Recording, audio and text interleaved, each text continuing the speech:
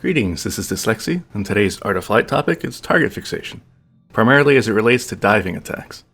Target fixation is when a pilot is so focused on trying to engage a target that they lose situational awareness and forget to actually fly the aircraft. This is one of the leading causes of controlled flight in the terrain in Arma, and at its core, target fixation is a mental process of saying, almost got it, just a little more, until you've passed into an unrecoverable flight regime. There are a few common contributing factors towards target fixation as an attack helicopter pilot. The first is a steep dive, typically over 45 degrees nose down.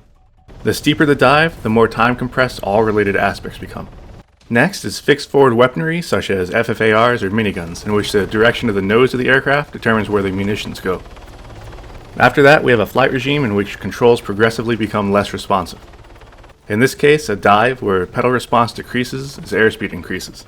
The last contributing factor is the pilot being in control of the munitions, where the workload of flying and gunning is combined, and an increased focus on gunnery aspects, or aiming the aircraft, can take mental resources away from safely flying the aircraft. In addition to these primary factors, there are several things that can exacerbate the situation. Some examples include having an urgent need to attack the target, or command pressure to do so immediately, being in an environment that produces a false horizon reference, not being well aligned with the target before beginning the dive, and being positioned such that the dive's pull-out recovery path is cluttered or involves rising terrain or other obstacles. The typical process for a fatal case of target fixation happens like this. A pilot sees a target that needs to be attacked, they roll into a dive, their alignment isn't too solid, and they try to roll and pitch or use pedal to get the correct alignment. Increasing airspeed from the dive reduces control effectiveness, so the longer they try, the faster they're going, and the less they're able to finesse their alignment. They may be firing on the target during this, or they may still be waiting to get proper alignment. Whatever the case, somewhere in this process they pass through their last chance recovery window and transition into an unrecoverable state. After that, they either align, fire, and attempt to recover from the dive, or they have an oh shit moment of realization and attempt to recover it. Unfortunately, they're too late, and they fly catastrophically into the terrain. Keep in mind that if the core issue is from a bad recovery path, everything else can happen within normal constraints and you can still fly into terrain on the pullout due to having conducted it with an unsafe recovery path. So how do you prevent this? The first part is to know the capabilities of your aircraft. Know how it controls, how it dives, and what kind of altitude and distance is required to safely pull out of dives at different airspeeds. Some aircraft become very mushy on the controls at higher speeds or when doing high G maneuvers. Know this in advance, as it's a surprise you don't want to discover during an attack run. Let's talk through the general process involved in conducting a diving attack. You find yourself in a situation where a diving attack seems to be the best answer.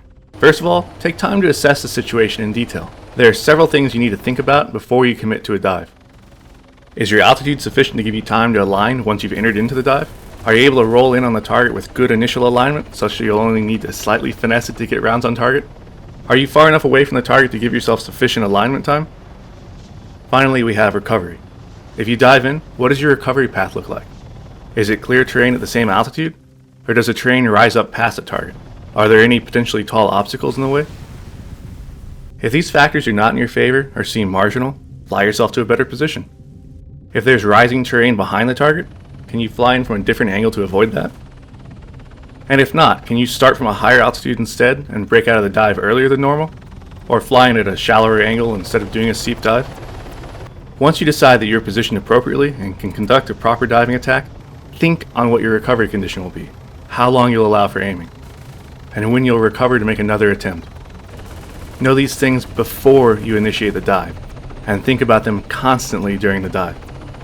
Actively thinking about your recovery conditions will help to keep you from becoming target fixated. Once you know your breakaway conditions, conduct the dive.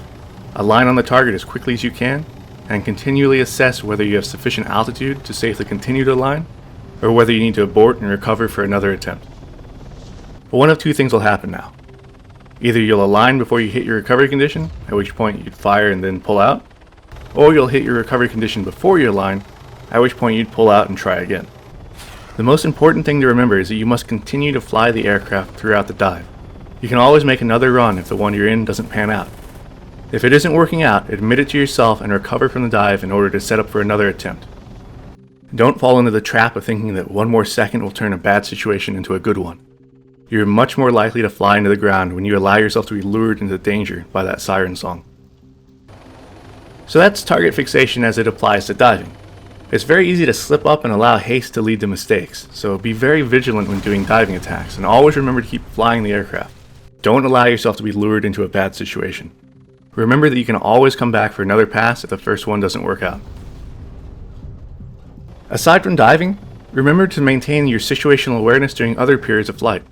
Watch for other aircraft, rising terrain or obstacles, and always remember to verify where you're flying at least every few seconds during orbits or other occasions where you're looking away from the aircraft's heading.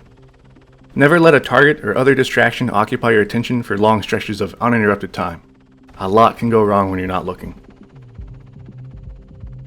That concludes this episode of Art of Flight. I hope you enjoyed it. This episode was brought to you as part of my Patreon campaign, so if you enjoyed it, feel free to take a look at my page here. Thanks to everyone who's provided support so far. It's a lot of fun being able to do this. This is dslyecxi, and until next time, take care, and don't forget to keep flying the aircraft.